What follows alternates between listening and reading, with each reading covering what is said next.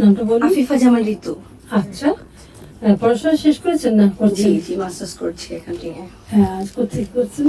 আমি শেরপুরে। আপনার বাড়ি কি ওদিকে? জি।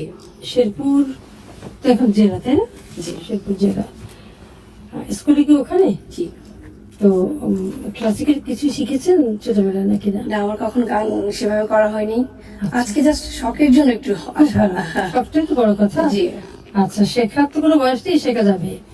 তো আপনি আজকে কি গান গাইবেন? আমি একটা ফোক গান করছি। ফোক গান করছেন না? ঠিক আছে। আমার বন্ধু চিকন কালিয়া দেখো আসিয়া, আমি কেমন আছি পরের ঘরে তোমার পাশরিয়া।